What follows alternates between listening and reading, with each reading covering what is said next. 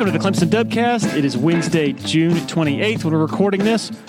Also, welcome to the dog days of summer.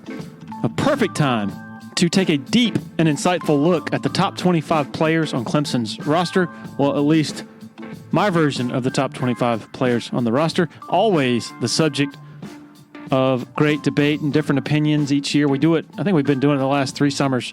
A lot of fun. Today is number 22 on the list, so a lot to come at TigerIllustrated.com over the next few weeks. My good friends Blake Smith and Brooke Archenhold have been part of the podcast since the beginning, way back in August of 2018. They have an accomplished team of personal injury attorneys at Parham, Smith, and Archenhold based in Greenville. They are Clemson people, and their skillful attorneys have decades of experience in complicated litigation matters, taking a special interest in medical malpractice, nursing home abuse, and neglect, car accident cases that have left the individuals involved in serious trouble. For a free consultation at Parham, Smith, and Archenhold, call 864-990-4581 or online at parhamlaw.com. That's P-A-R-H-A-M law.com. Want to share a quick word about Founders Federal Credit Union? If you've been to a sporting event in Clemson, you've probably heard about Founders already. They are the official credit union partner of the Clemson Tigers. In addition to that, all Clemson faculty, staff, and students are eligible for membership as well as IPTAY members. Its office is located beside the Walmart Neighborhood Market on Old Greenville Highway in Clemson. For more information, go to foundersfcu.com. Celero Communications, formerly known as Tandem Payment, is a full-service integrated electronic payments provider powered by leading-edge technology. Celero provides a wide array of merchant solutions, simplified payments. They make onboarding, taking payments, maintaining risk management and compliance, and getting support quick and easy. At Celero, they're all about helping you achieve sustainable growth as a business. Taking payments isn't the only thing your business needs. With Celero's solutions, you can manage inventory, sell products and services via social media, schedule staff, track sales, get reports, and much, much more. Find out more about Celero at celerocommerce.com. That's C-E-L-E-R-O commerce.com. Okay, to our conversation with Melanie Hall, mother of PJ Hall. And man, she is full of stories and insight about not just PJ, but about the whole family. It's quite a story, as you'll hear. Here we go. Enjoy.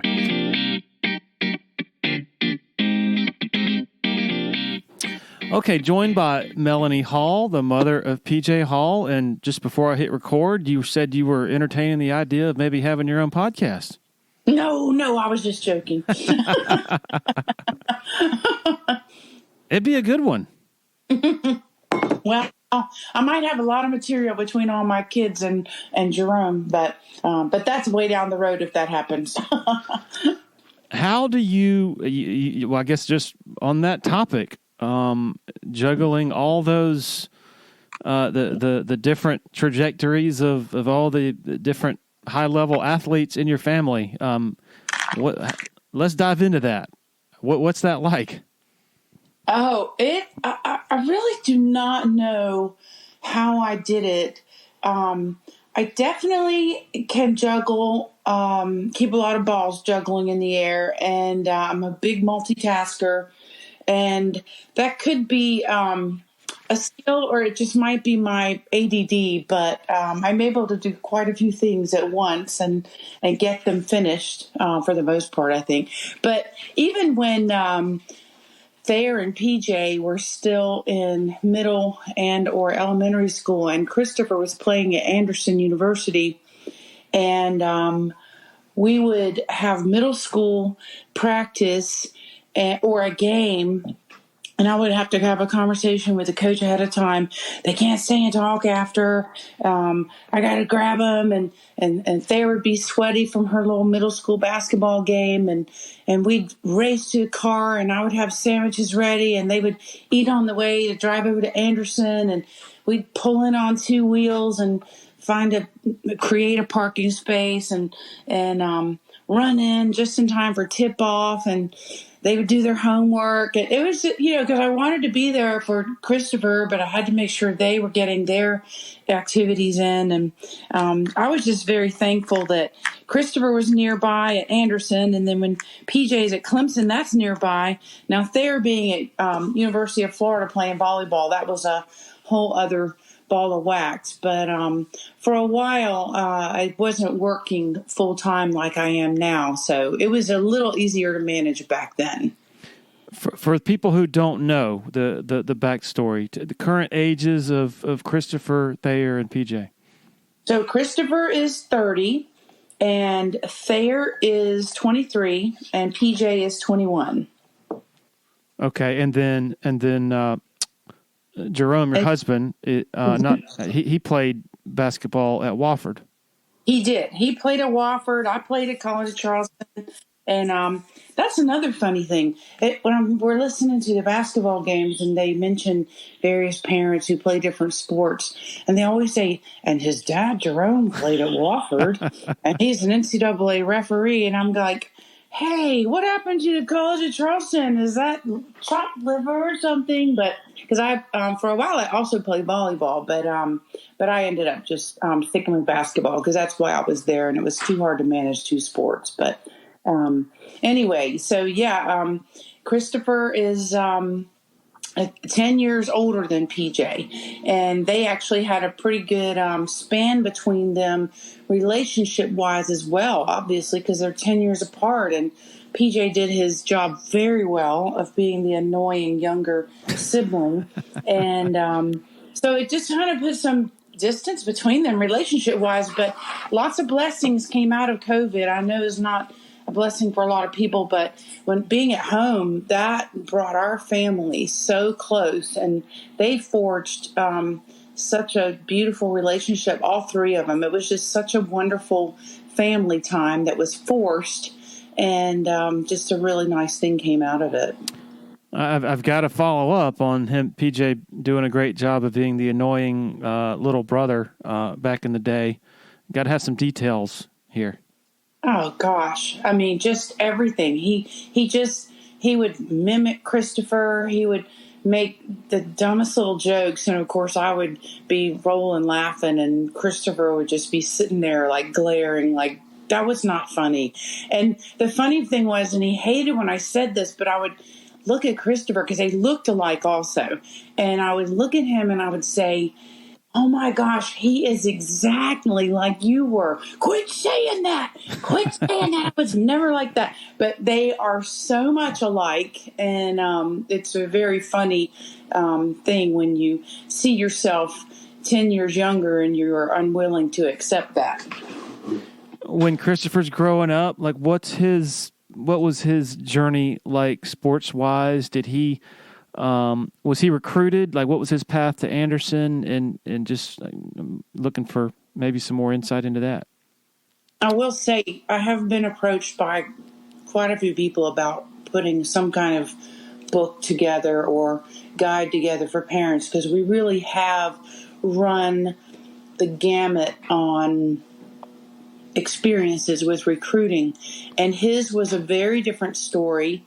And he used to not like when I would share this, but I love to share it because I feel like it's so encouraging to that parent whose child is kind of in the middle and not really you feel like they're not being looked at. You think they have talent, but is it just, you're just their parent. So you just are that parent and the coach really wants to tell you, he's not that kid.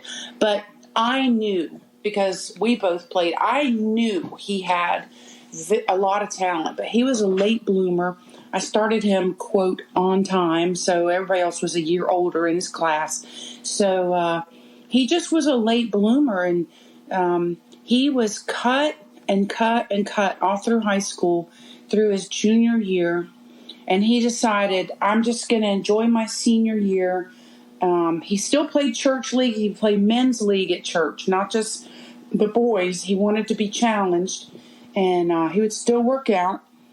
And he loved basketball so much, and he had so much passion, but his body wasn't there yet. He had like my body, because back then, not anymore, but back then I looked like a praying mantis walking around. I had no meat on my bones, and girls didn't lift weights back then, so we didn't do that. But anyway, he is registering for high school classes his senior year. The coach walked by him, who we love. Same coach as PJ's, Thomas Ryan.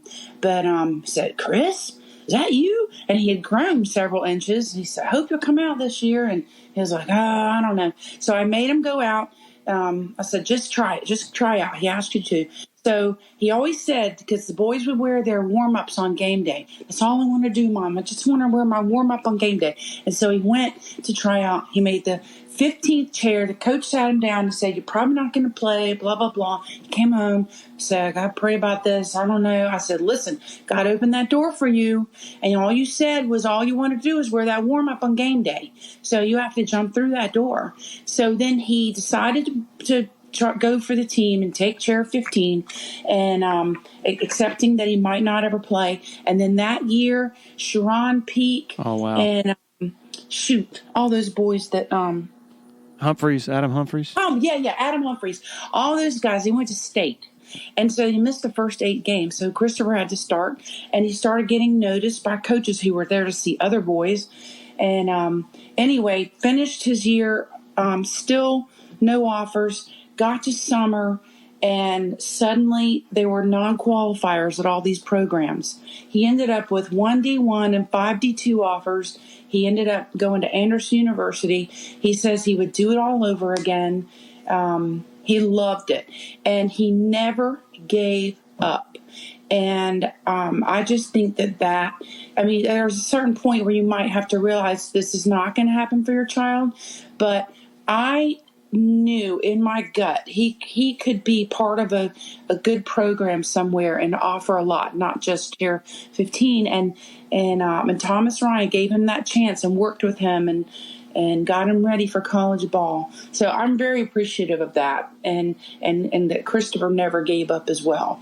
And the other two, they from early on were especially Thayer. I remember her. Her coach when she was 10, she wasn't her coach yet, but she ended up being her middle school coach. We were watching her at the gym where I worked and taught classes, and we would look through the window there, and she said, it's going to be very hard to be Thayer Hall. And I looked at her, I had no idea what she meant. And she said, you'll understand one day, but just help keep her grounded and just always be there for her. And she was right. It was very hard. And I don't know, there's something different about a really good female athlete, but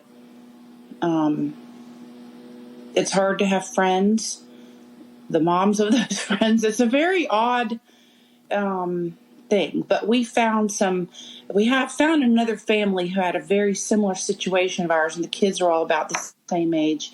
And we started doing baseball with them. The dads coached together, and the mom and I, Susan, we, sat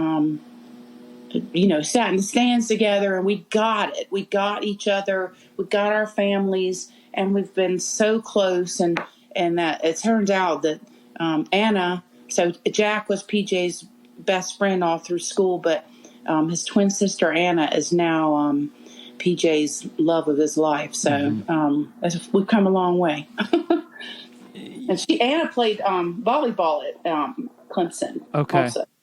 That's cool. Can you elaborate on how and why it is hard for a high level female athlete rising up through the ranks? Well, even just down to coaches contacting a female versus a male, and when they're so young, 12, 13, all those numbers, every time we gave out a number, it was mine. The email was mine. And I'm not I let the kids make their own decisions. We didn't influence where they chose to go to school or anything like that. Camps, they chose their camps. But as far as access to, especially my daughter, I was more wary just because of my awareness. And I actually, in coming through college athletics as a female also, there are just some various influences that are out there that you'd rather help them navigate than not. That's how I felt. Lots of influences. And, I had to give her long talks about recruiting trips and how that could go. And they were very frank talks. And and just, what could be offered to her, and things were offered to her that shouldn't be offered to a minor. And it was, and so she was, instead of the shock that I had because my parents were clueless, and I might just have been naive, but I just was so caught off guard on various visits that that prepared me to prepare her. So when you're prepared and you have a response ready, I think especially a female, I just think that's so much more healthy than going in with doe eyes and not being prepared. It's interesting because most people associate high stakes recruiting and the things that are sort of attached to that with just football and men's basketball. So it's interesting to hear that's also very much associated with. I guess it's not surprising, but it's still interesting, I guess. Very much, because I think they're just trying to make it, quote, fun and a fun experience, end quote. But one person's idea of fun is not everybody's idea of fun. And, it can really drive a kid away from that program. And it did. Like, can we talk in generalities here? Like, but specifically, like what were we talking about? Well, alcohol and whatever goes with that, and relational. Mm-hmm. Yeah, that's about as far as I'll go there. And that was the same for me. And it's just an odd.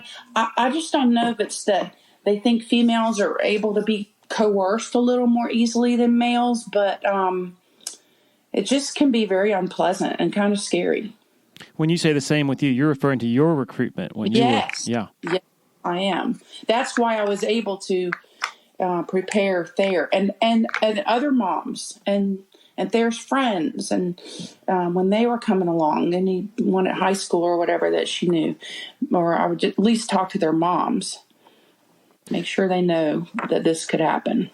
When did she decide? Was there a point she had to sort of decide on volleyball all in, and did she play other sports? Actually, she did high jump and track, and she went to state for that. But that launch was really affecting her knees. Well, the one knee, and so she stopped doing that, and that was kind of sad because I think she could have really been good at that, but it was unhealthy for her. But and then she did basketball, which she actually was really good at, but she just ended up not enjoying that. It was she prefers the only contact to be made is with her hand on a ball. She didn't like the physicality that girls. It wasn't like that when I played. It was kind of physical, but there were a lot more whistles blown when I played, and it's just a whole different sport now. And so that's not her preference. Did you and Jerome, are y'all Spartanburg folks? I grew up in Charleston, and Jerome grew up in Kingsport, Tennessee. Okay. What part of Charleston? Downtown on Church. My dad was the pastor at First Baptist on Church Street, and so I went to that school. Oh, okay. What brought y'all to Spartanburg? I came up here. I started working with Denny's Corp, and that brought me up here. And originally, I was the first time I came, I moved up here for Sherman Chiropractic with Christopher's dad. And then we moved back to Charleston, and he set up his practice. And then he went his way, and I went mine. And then I was offered a position up here, so I moved back up here with Denny's Corp. And that was a great stint. I loved working there. I traveled all over the place. And I stopped working after Thayer was born. Her first trip abroad was to Costa Rica when I had to go there for Denny's. And I did a canopy ropes course when she was hanging out inside of me. Mm-hmm. And Jerome still didn't know I was expecting. But anyway, because he can't keep a secret, so I couldn't tell him yet. And so I finally told him about 3.5 months in. Is he still a ref? He actually just decided to not do it anymore this year. It's PJ's senior year.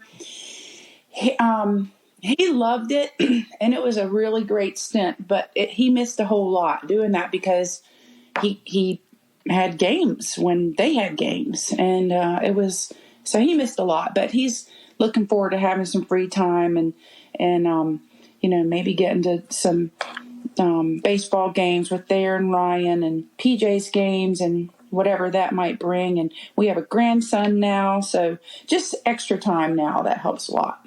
What's the ballpark percentage of games you think of PJ's that Jerome was able to get to? As he got more feathers in his cap, he was able to give some mark-off dates, but the more mark-off dates you give, the less games they give you because you become more of a substitute teacher instead of a payroll teacher, So, he would probably get to about a third of them, maybe. Mm-hmm. Including. And then I like on the road, like they're playing at Pitt. Okay, well, I'm driving up there because it's usually a drive for me. And then I remember one time PJ they had their, where were they playing? Was it a first round in Indiana or something? And then I drove up there, and then Thayer was playing Kentucky. So I drove up, and then I drove through the night to get back down to Kentucky because that was a big deal. It was like it was a really big game for them. It was like a season, I don't know, it was something real big at Kentucky. So I wanted to be at both. And I was kind of a zombie, but I did it. Wow. And is Thayer done at Florida? She is. She had a really good run. She could have had a COVID year, but she decided that her body was telling her it's about that time. Like to be done, period. Yes. Yeah, she had a lot of, and so did I. It's funny that going back to having my phone number was hers. I still get like a group text from USA Volleyball or something sometimes, or a pro agent or something because they think that my phone number is theirs. But so that still carries on. But so she had lots of opportunities to carry on, but her body just really never leaving the court does a big number on your body, especially when you're 6'3" and you're diving a lot, and it's just a lot. So it doesn't sound like it was hard for her to make that decision. It was kind of the obvious choice, or it was an obvious choice, but it was gut wrenching. Yeah. I know, but yeah, it was definitely an obvious choice, and she wanted to. She and Ryan were making plans, and her now husband, and so she just kind of saw God pushing her a different direction and not to pursue more brutality on her tired body. She wanted to be able to walk when she was 40, so she decided to pull on back. I'm always fascinated by the time when it's the time for elite people who have, elite athletes who have been, the best player on the field or court their entire lives. That's what have always been identified by. And it's over, whether it's at age 23 or 29 or 30, even, successful NFL players, that decision is made, or sometimes more often, I guess, it's made for them, when they're cut from a team or whatever. And it's just like, okay, what now? It's hard to really fathom what that must be like, because most people don't have any clue what it's like to be at that level, just athletically, your whole life. It is really, like I said, gut-wrenching, I think is a good word. And some people are truly lost after that. And I'm thankful that Thayer had already been thinking a lot about it and praying a lot about it, and just listening for God's direction in her life, because that can really be just a almost it can be so life changing in not a positive way, and some people just feel lost. And I know Clemson has a department that helps with that transition, and I really appreciate that because, and I hope that every campus has one if they don't already. But that would have been helpful to me when I graduated. I was like, what now? And I got an hourly job. I was a restaurant assistant manager, and I got an hourly job at an Omni Hotel that was just opened in Charleston, and I was just kind of like, what do I do with myself? Everything's so regimented. Yeah. And you really don't have a choice about what you're going to do that day. And then suddenly there's no one there telling you. And also you're paying for everything all at once. You didn't used to pay for everything. Yeah. And there's nobody, and there's not thousands of people cheering for you as you go to the Omni for work every day. Oh my gosh. The first time I went to College of Charleston, it had been a little bit since I could get to a game, and I used to walk in and be like, hey, Melanie, how are you? And then I walked in one time and my name wasn't on the list, but that had never been a problem. Anyway, I couldn't get in, and it was during the game, so I wasn't going to text anyone. And I mean, I paid for a ticket, but it was such an odd feeling. I'm like, don't you know me? But nobody knew and nobody cared. But it was a really good kick in the pants for me. That one experience. I'm like, okay, well, that was a good run. How many trips to Gainesville would you estimate you and y'all took during her career? My goodness. Well, Jerome, pretty rarely, because not only was he reffing, but he was also working full time, so he had both. So it's hard for him to coordinate both. And while I was working, but the school was really good about my personal days. I would ask for, and I would ask in advance because I had the schedule, and they worked with me. And if I could take a half day and leave at 11:35, I could be down there because it's 6.5 hours, and the games started at 7. And I rarely, if I'm with Jerome, we have to make stops. But if I'm by myself, I don't have to stop anywhere. And so I can just race in there and get there for the first serve. And so I made it. It was a rare occasion, maybe when they played at Pitt or something like that. But even like her senior year, I think they opened down in California. And I just let Jerome know, just so you know, I'm going. So they had like several games, several matches out there and several different cities. And I just did that little road trip with them. And I just knew it wasn't going to, it's not going to last forever. And I just tried not to ever take it for granted. I just wanted to be there. And so, I mean, even when Christopher had to have a medical redshirt year, that was eye-opening for me because he would text me and say, y'all are coming tonight, right? And I realized it wasn't just you're coming to watch me play. It was you're going to be here, right? And so I broke my neck to be there when he wasn't even playing. And so that was a good prep for me for Thayer and PJ because it made me realize how important it was to my presence. And even if Jerome couldn't, somebody was there. And, my dad, I said he was a preacher. We had a ton of Saturday night games, and he preached on Sunday mornings. And I remember we were playing at Francis Marion and in Florence, and they're in Charleston. And I look up, and my mom had this whistle that she used to call us home when we were playing like at the Battery or wherever in Charleston. We could hear it miles away. And she whistled from the stands. And I was like, oh my gosh, my parents are here. And it was just, actually, at that point, they had moved to Winston-Salem. My senior year in high school, we moved to Winston-Salem. But and I went to R.J. Reynolds Senior High that one last year. But so they were driving from Winston-Salem, North Carolina to Florence. And they were at almost all of my games. And I didn't even think about it that they were there because they were just there. And Daddy had to preach the next morning. So anyway, that had an impact on me, and it's probably a big reason why. I mean, other parents on these teams would say, how do you go to all these games? And some of them, I could tell, didn't even really want to. Like, they didn't have the desire to be there. And I'm like, how do you not? Yeah.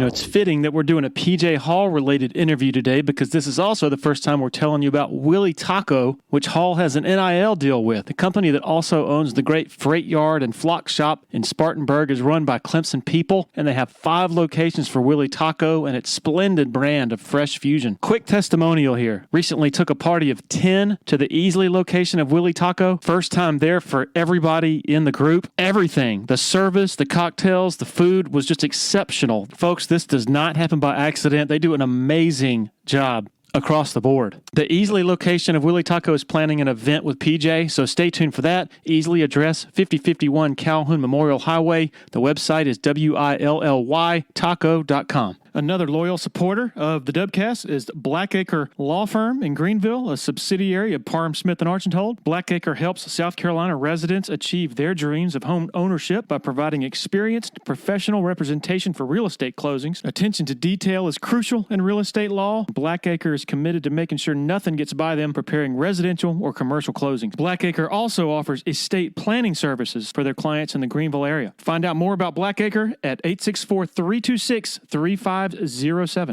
How helpful was the experience of Thayer's recruitment and that whole process when PJ came along and was going through his own celebrity and, all that his status sort of conferred when he was in high school? Well, I would just say it just helped me with talking with coaches, and because really with Christopher's there wasn't a whole lot of that, but sorry, Daisy's barking, but because it was so late, and we would go on some visits, but all of the build up leading up to Thayer's starting in 8th grade with her first offer, moving on up through her decision time in 10th grade, and beyond that, because I continue to get coaches' calls and text messages and parents of players on those teams who were being used to still contact me to right, like the night before the signing, people, please don't let her sign. Stand for parents and all, but say that again. Anyway, you broke up there. You said, "Don't let her sign." Say that again. Please don't let her sign on signing day. Like Stanford parents reaching out, doing that, and other coaches and various programs. It was a real. I was really astonished at the inappropriate behavior. Wow. And now I'm not, because it prepared me with the boys. Now with PJ, it was a whole other ball of wax. So just working with the coaches and feeling comfortable talking to coaches, knowing the right questions to ask, knowing what not to answer, letting PJ answer something instead of myself. All those things Thayer's experience prepared me for. But the experience was so different in that all the boys, they're that brotherhood thing. They're so happy for each other and truly promote each other. And it's a very different experience with boys versus girls. And the parents, for the most part, are very promoting of each other and post about each other, and it was a really wonderful thing. Now, as far as the coaches contacting PJ from early on, he's like on his phone after this tournament, and he kind of tossed his phone aside and he goes, I said, "Who are you talking to?" I thought it was one of his teammates or something, or his coach, and he goes, "Well, that was so-and-so from so-and-so." And he starts naming coaches. And he's like, and then, 10th grade, and he was a little, because boys, I think, a little bit later with all this, but so he was in the 10th grade again. That's where Thayer was getting offers in the 8th grade. I think female, I hate to say prodigy, but female standouts are a little more rare than male standouts. So when one is noticed, everyone notices, whereas there's a little more to go around with the boys. So that's my observation. But anyway, so PJ gave his number out early. Nobody was, I was starting to get text messages about 11th grade when things were getting more serious. And he would give them he would say, hey, Coach Brownell wants to talk to you, and, blah, blah, blah. So anyway, so it was just PJ, his was more personal for him. And, but the community, that was very different with boys versus girls. You think that was a product of volleyball, the sport, or like what do you chalk that up to, the significant differences between the two? That's a good question. It could very well be. But I don't know. But I do know there was a lot of catty behavior. That's pretty fascinating. From kids and parents. Wow. And I hate to say it, and if that burns someone's ears out there, you needed to hear it. Because there's if someone were coming to watch Thayer, that means they're also watching your kid. So just tell your kid to play their best. I mean, that's all I could say. I mean, they're not there to be laser focused on one kid. They're going to look at the teammates, and because they're watching how she's going to interact with her teammates. How does she act when someone makes a mistake? How does she act when she makes a mistake? How are her teammates acting when she makes a mistake? Their eyes are on your kid too. So tell them to do their best. When do you recall that the relationship with Brad Brownell and Clemson really started to get traction? How early was it, and what do you remember about it? Well, I remember his coming to Dorman to watch practice, and he's so affable and relatable, and you're just real comfortable around him. Some people you're just not so comfortable. They try really hard to act like you can be comfortable around me, but you can tell when it's inherent and when it's an effort. And I appreciate the effort, but I like inherent better. And Brownell always had that feeling about him. And I mean, I have a very embarrassing story. He called me one time, and I was at work, and this is one of the funniest stories that we share. But it's just, I'm so comfortable telling this because I just love him, and I know the circumstances around it, so I'm okay with sharing it. But so I'm in this area where there are several desks, so I wanted privacy. So we have a private restroom, a men's and a women's, and I went into the women's room and closed the door and just sat down so I'd be comfortable while I talked with him. But when we were wrapping up, I stood up, and it was an auto flush toilet. And I said, "Oh my gosh, Coach! Oh my gosh, I'm in the bathroom, but I'm not in the bathroom." And I was so embarrassed. I came here for privacy, and he's like, I think he's about to fall out of his chair. He was laughing so hard. But anyway, I will never forget that because I don't embarrass very easily. And when I do, it's mainly because I embarrass myself. But that just cracked me up so much that happened. But I was just always so comfortable around him, and so was PJ. And then you find out later when you're talking to PJ after it's all said and done that it was always Clemson to beat, always Brownell to beat. And I know one hard decision for him, because we have a personal relationship there, was Mike Young at Virginia Tech. And it came down to those teams, but it was always Clemson to beat, always Brownell. Mike, who coached Jerome, right? Yes. At Wofford.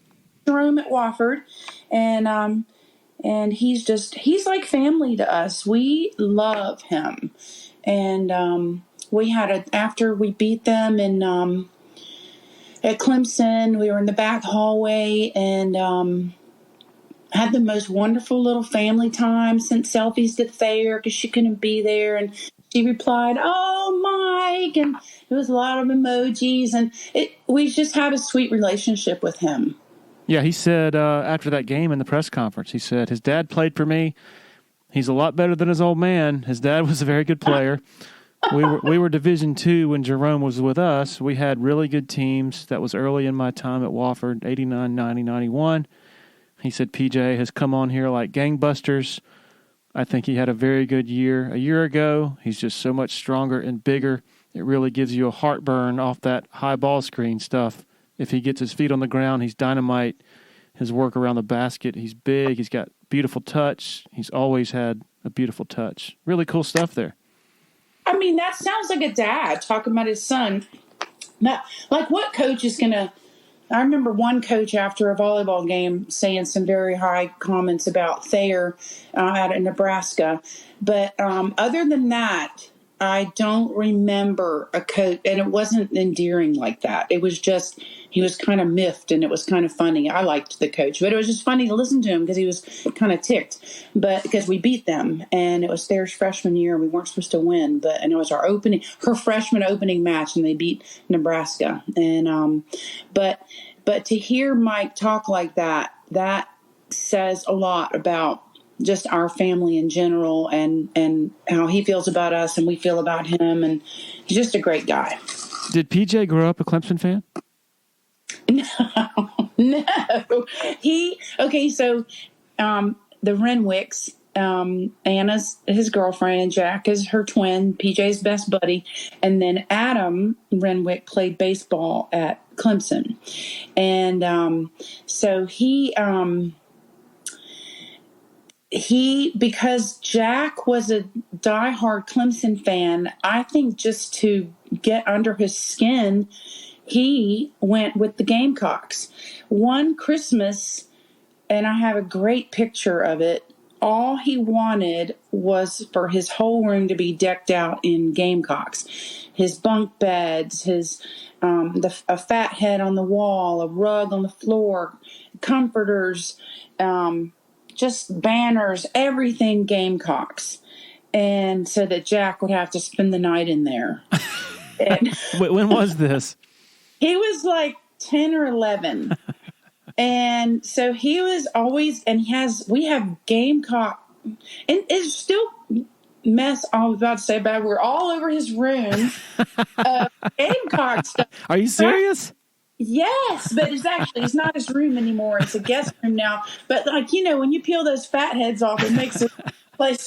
So there's stuff on the walls of Gamecocks. Wow, that is awesome. Oh gosh, yeah, he's in a different room now, so he's got pretty clean walls. So it sounds like you said it came down to Clemson and Virginia Tech. It sounds like the relationship part was the massive part of his decision making more than sort of who he favored growing up, I guess. Is that accurate? Oh, for sure.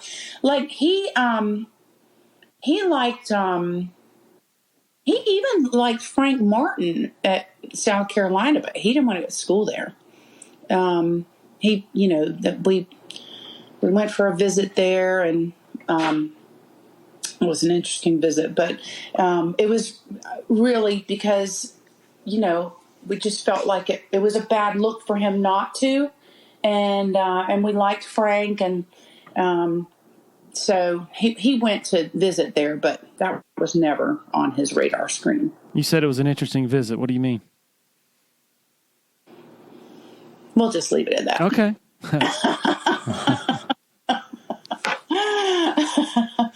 But we did like Frank. I'll leave it at that too. You talking extracurricular stuff that we were talking about earlier? It was Jerome, PJ, and I went together because it was the last day before the cutoff date, and so we went for a day visit and just squeezed one in, and Just really completely as a shout out to Frank. That was all it was. And it was, I actually saw some things at South Carolina that I didn't know existed. And so I was kind of impressed. I used to just think it was a lot of concrete. And I mean, really, the contrast of that to Clemson is night and day. And I remember Christopher took a Clemson visit. When he wanted to go play ball, we took a visit there. And I remember kind of, pardon me, but kind of eye rolling at walking in because we had so many people with, orange front doors and stuff that we knew up here. And I was like, okay, well, I'll just have an open mind. And because I went to College of Charleston, we didn't have football.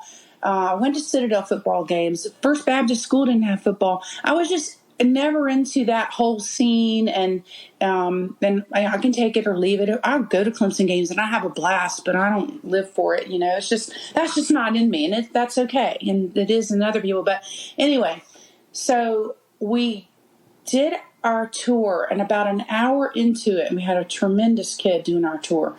And it wasn't a basketball tour, by the way. It was just a campus tour. And I said, I get it. I walked out of there. I wanted to paint my door orange. It was amazing. I got it. I understood. And unless you experience something like that, you're going to do the eye roll because you just don't get it. But I get it now. So what year was this? That would have been his senior year, and he was class of 2010. Okay. Wait, class of 2020, you mean? No, that was Christopher, sorry. Oh, Christopher, I'm sorry. Yeah, Christopher was not going to play ball in college, and so he was just looking at schools. And so we said, well, let's go tour Clemson. And we did. And a graduate of Dorman did the tour. And so we knew him. And so he made it a little extra personal, which I was thankful for in the end because, boy, did I fall in love with Clemson at that time. So you were fully sold on Clemson before PJ's recruitment even started. 100%. And I would have been fine if he went to play at Virginia Tech, but I sure love the fact that his number one was an hour and a half down the road, because that 6-hour drive down to Gainesville, I would do it, but it sure wasn't fun. Do you think, PJ, that it would have had any effect on where he ended up had you not been sold on Clemson? Had you not gotten it, or would that not have made any difference? Oh, I kept my mouth shut about schools with all of them. I did not want them to look back at me and say, you wanted me to go here, and they weren't happy. Yeah. Their decisions were their decisions. And I did that with all of them. Now, if I saw a red flag with a coach during any of their recruiting, I spoke up. And I saw many during PJ's, many. What do red flags look like? In-home visits with very off-color jokes at the family table. Just very uncomfortable conversations that shouldn't be happening. And then I am thinking, oh, so this is how you are in front of me. And you're going to mold my son into the man he's going to be. Okay. And then one time, I'm going to tell this because I find this to be fascinating. I'm not going to say the school, and a lot of people know this school because I know this story, but I kept a list because every time we would go somewhere on a visit on an official, an assistant coach would call me and say, hey, what are some of PJ's favorite snacks? We want to put them in his hotel room. And I would do it off the cuff. And so finally, I opened a notes page in my phone and made a list. And I asked PJ, if you could have snacks in your room, what would they be? And I just wrote it all down. Well, one official visit was coming up. We were leaving that day. And he was still at school, and I was at home. And we're going up for the weekend. And I texted the assistant coach I'd been in touch with, who's not there anymore. He's a head coach. Oh, no, he just got fired, so that's okay, too. But anyway, so I texted him, and I said, hey, oh, by the way, I drink a ton of water. So I always take a case of waters with me. And so I was asking him, are there going to be waters in the room? Or should I bring this case? I'm about to throw a case in the cart, but I won't. Because it's kind of embarrassing to check into a hotel and get your case of waters out. So if they're going to have waters in there for me, that'd be great. And I didn't feel like that was asking for a lot. We weren't asking for a suitcase of money. I wanted a $4 case of waters. And I mean, I could not believe how he reacted to the case of waters thing. And then I was like, oh gosh. And then I said, texted him again, and I said, hey, do you want, so a lot of people want to know PJ's favorite snacks. And I have that list if you want it. And that was a lesson for me, and that I would tell other parents. I was trying to force leveling the playing field so that his snacks would be there, and that would not be one thing that would be missing, which would throw off his perception of that program.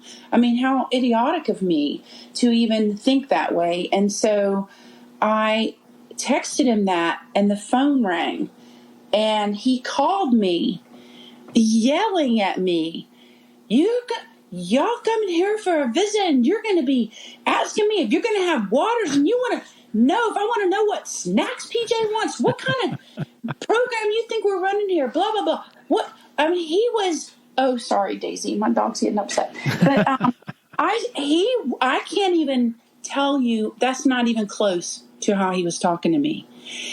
He went nuts. Well, PJ comes home while he's talking to me. He said, who is that? And I showed him my screen, and it said his name. He said, hang up. And I hung up. And PJ called the head coach to talk to him. Because PJ had been at the steps listening a while. I didn't know it. And because I'm like going, hey, I was trying to help you. I wasn't trying to offend you. I was trying to help you if you wanted to know this. I mean, I truly, innocently was trying to help them, which I shouldn't have. And that's a great lesson. But anyway, PJ talked to the head coach and canceled he said, I don't know if I can play for a program with a coach who thinks it's okay to talk to my mom like that. And he canceled his trip. And then, 30 minutes later on Twitter, they're saying they canceled his trip. Oh, wow.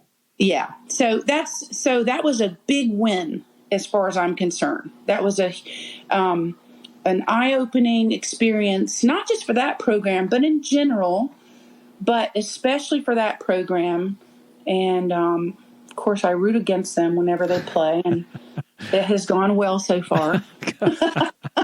On top of being indecent is not good recruiting.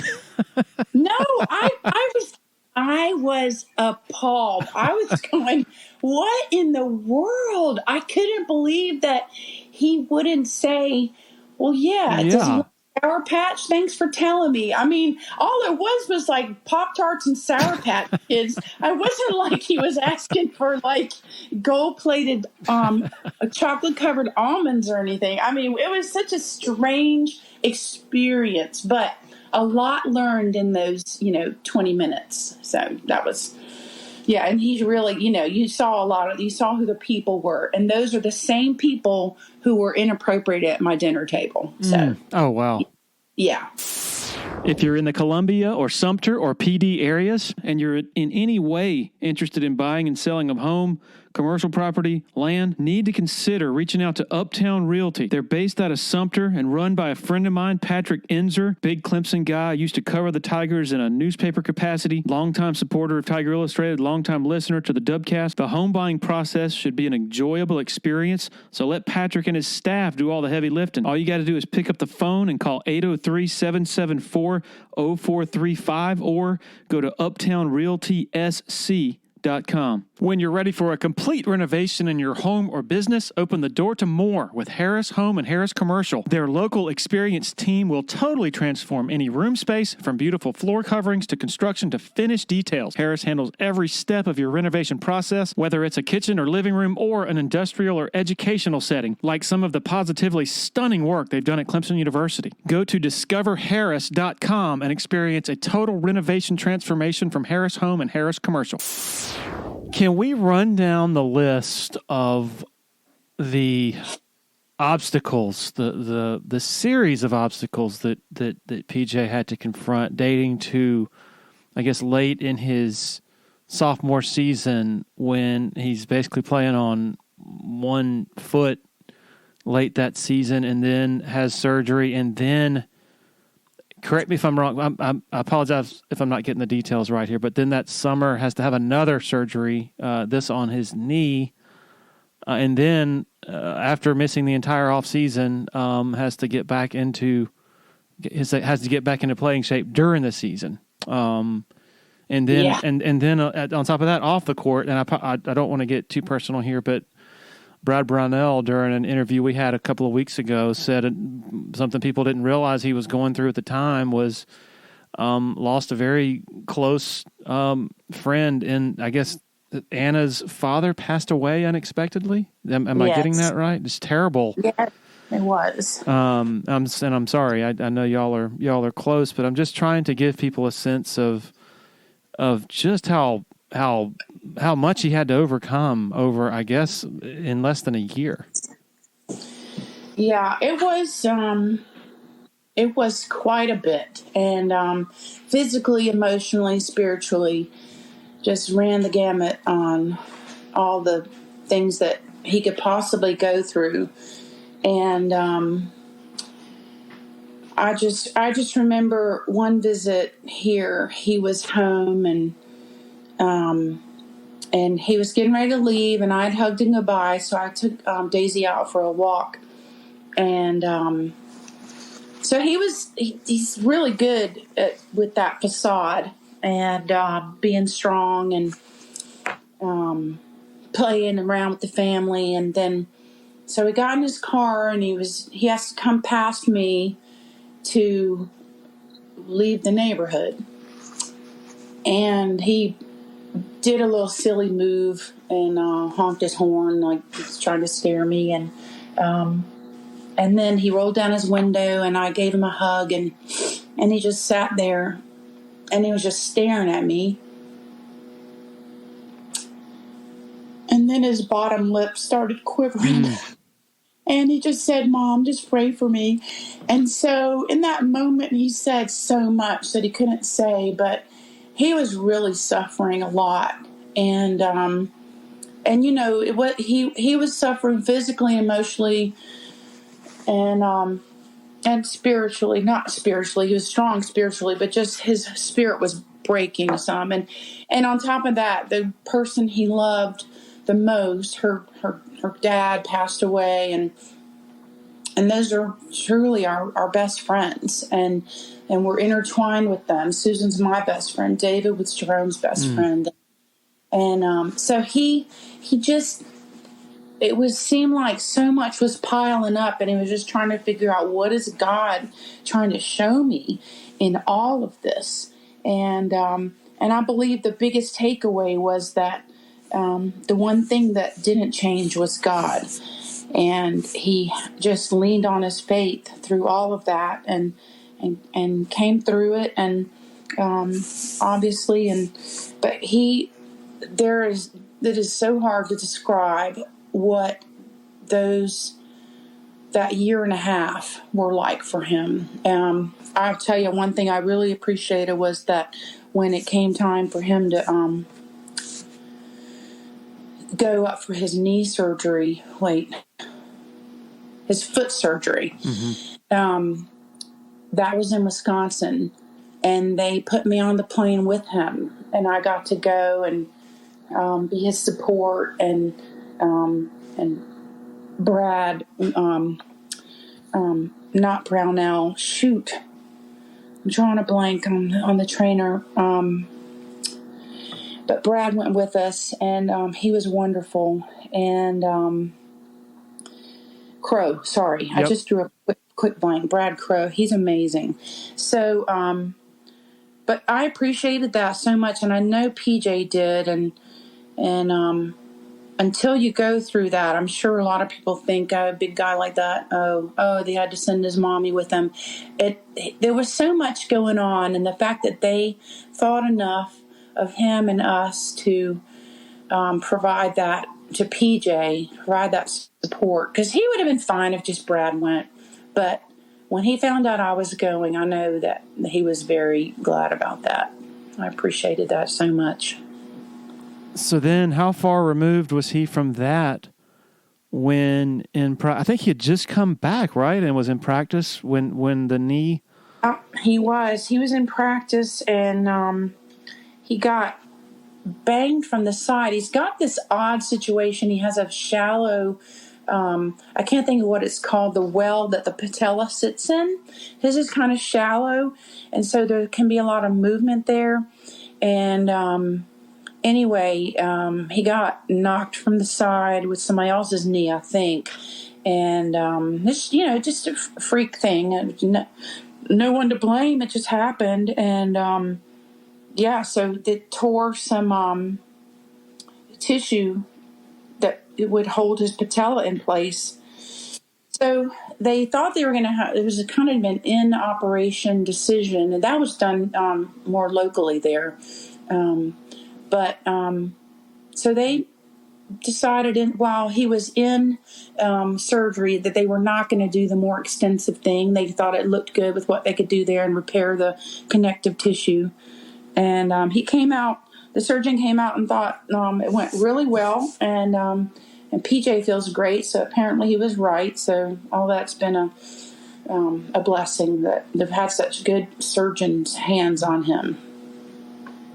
And then Anna's father passed, was that December? It was. There was so much going on at that time.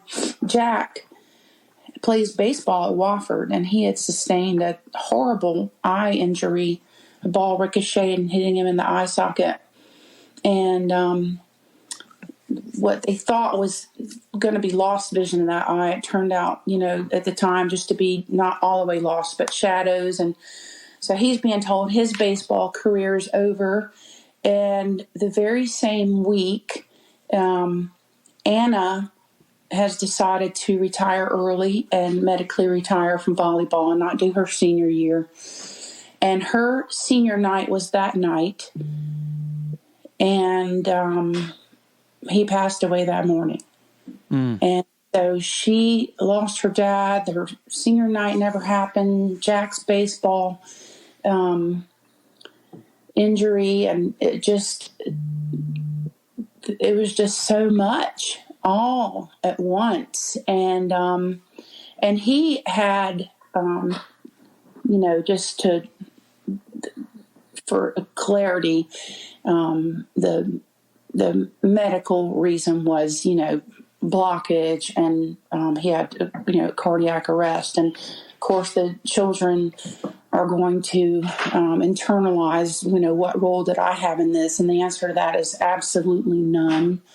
It was just all happening at once. And he was truly, if there were ever a person that was like a second dad to someone, that's what he was to PJ.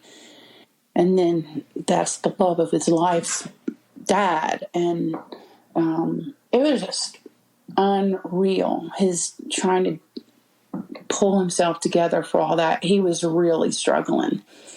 And so anyway, that was a huge loss and still is. And so we're just, it's just a day-by-day thing.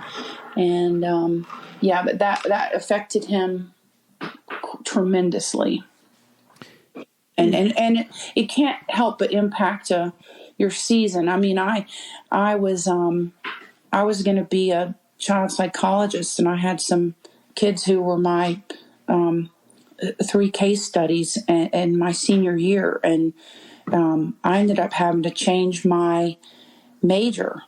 Or my life, I kept my psychology major, but I changed my life direction and didn't go to grad school because my advisor wisely told me you're going to end up a psychologist statistic because you internalize too much of this. You're not objective enough. So, I didn't even know those children. It was affecting everything I did. So to fast forward to this, to lose someone so close to you and so important in your life, it can't help but impact. How do you focus on, sealing and shooting a basketball when your heart is broken? With the recent NBA draft evaluation process, I think it started with most people, including yours truly, saying, "Oh, he's just going to get an evaluation," and like most everyone else in the past, he'll come back. But then it becomes more and more obvious that, PJ is fully healthy for the first time in a long time, and he's turning some heads and opening some eyes. And I know some folks will maintain, he was coming back all along, but I know this. There were some folks in the basketball offices at Clemson who were getting kind of nervous. What was your perspective of that whole thing, and what was the reality in your mind as that went along? Well, he was very healthy, like you said, and so I knew going into it he was going to surprise some people, and that did happen. And the phone calls that I was getting from people who wanted to represent him reminded me that it wasn't just a mom's eyes seeing it. So, he did really, really well. And I don't think he surprised himself. I think that's how he felt going in, that he was going to do really well. And he did. And he just, if anything, he upped his stock, and he's just excited about coming back for another year. So was there any point where he or you are thinking he might go? Well, I would talk with the person who actually is representing him, and also another one who was the second runner-up, and who I still contact a little bit every once in a while, but just more on a friendly basis. And they were both saying he could definitely stay in and do well, but he would probably do better if he came back and had a banner season at Clemson, had a really fun senior year, and then entered next year. So that my feeling was, of course he can do it, but my gut said he would be back. And I was really hoping for that too, because I wasn't ready for him to, all of a sudden, they're not going to be here anymore. Like when Mary Wise called me from Florida in October and said, Mel, I need to talk to you about something. And I said, I can't talk to you about that. And I hung up on her. I knew what she was calling about. And she wanted there to graduate in December and come on to Florida. And so then she called me back in about 10 minutes because she knew I was upset. And because I knew also all the stuff there was going to miss. But I knew for her career she needed to go. But anyway, so that was really hard. That sudden, I don't have you for 6 more months. Bye. Yeah. So it's not easy, but so I was glad that he chose to come back for another season. It seems like in today's world, it's a much more transactional, I'm going to go and get what's good for me, whatever. There's a lot more of that now, but it seems like PJ really cuts against that grain in that everything I've observed of him, he's like the consummate college player in that he's grabbing the microphone after games to talk to the fans, and the way his body language, he's almost communicating with the student section at home. And by all accounts, he just seems to really treasure being at Clemson, playing for Brad Brownell, and pursuing his his degree. You have summed him up very well. That is accurate. Thank you. I will say there was this one group we talked with about representing him, and they were it was to me, a very uncomfortable conversation. It was all about what Brad knows what you're worth, and Brad's going to give you this, and we're going to get you this, and just on and on and on. And with this NIL stuff, he's not going to turn anything down that someone says, hey, this is what we're doing. And he's not going to say, no, I'm not taking that. But he's also not going after extra gravy. And, so this group was just very aggressive, and I could tell that PJ was getting uncomfortable about it. And so I said, I just want to say, it just feels kind of greedy, and that's just not at PJ's core. And they jumped all over. This isn't greedy. And I get what they're saying, but they were not reading the room well or reading PJ well. He was squirming. He was literally sweating. And anyway, he didn't go with them because he said they were saying what they're going to say to Brownell, and he's going to do this and that. And PJ says, no, I don't want you doing that. And they're like, but why? He'll do it. He knows he needs to do. No, I don't want you doing that. I loved it. Wow. Such a strange time in the college athletics right now. It really is. There are jokes about that she was born 4 years too early, but in the same breath she'll say, but thank goodness I didn't have to deal with that. Wow. It's, as someone who could have commanded a lot of money, even she is saying. Right. She was the number one recruit in the nation per year. In the whole nation, the number one recruit. She could have gone anywhere and demanded anything these days, but she got her sneakers and her gear, and she was good. and you alluded to this, and PJ, Clemson, it sounds like, well, or at least the collective certainly made it worth his while to come back. Which, right, he was, but if that hadn't changed, it did. There was a bump. And I don't know all the details, but it was a pretty good bump. But if it had stayed the same, PJ loves Clemson, and a dollar figure doesn't change that. Mm-hmm. I think I'm almost done unless you have anything else, but I have to ask if you can confirm this. Brownell, during our interview, was just talking about his growth, since his freshman year, and he says, he was immature as a freshman. And I was like, well, what do you mean? And he says, well, he's just, he's kind of goofy.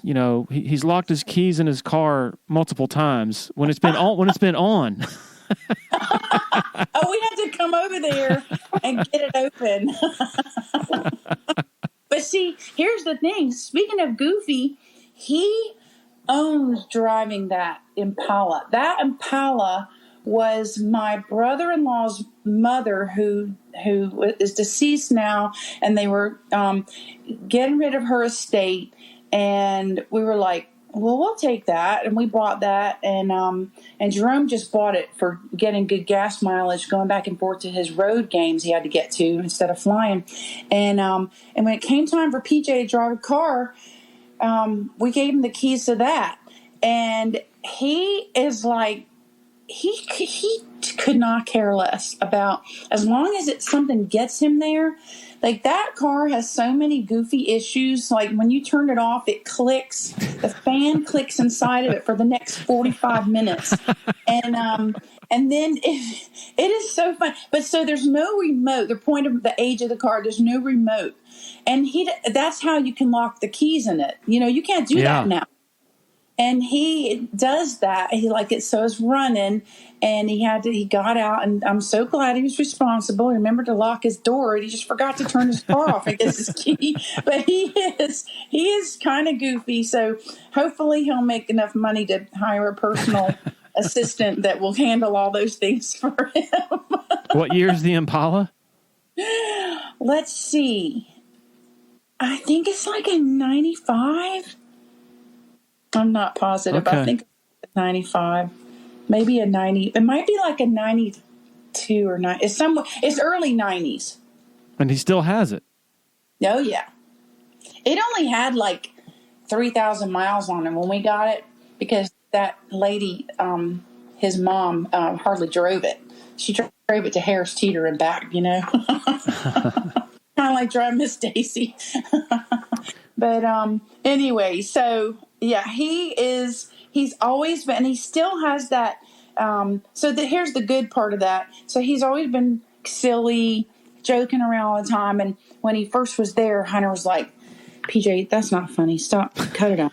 Don't joke like that. So they found a happy medium. PJ got more serious, and he cracked Hunter's more serious shell, and now Hunter jokes around a little better. So Tori, Tyson, and I laugh about their good impact on each other, and Hunter will forever be appreciated by our family. We just love his leadership and guidance of PJ through the years. Well, I've been around Clemson basketball games a long time, and there have been rare players who have a presence you can feel in the building, and both Hunter and PJ certainly have that, and really looking forward to watching him this coming season. Should be a heck of a thing to watch with him pairing with Joe Garrard and all the other guys. So I don't know, is there anything I haven't covered that I've missed that you want to chat about? Well, I'll just throw one other thing out there about Brad and the whole staff. We just love the staff. And not just those coaches you always hear their names, but the ones you don't hear, and the trainers and the strength and conditioning and nutrition. It's just an amazing program, and the academic advisors and the compliance office. Everybody's just been so wonderful. But I just want to say one thing about Brad Brownell. And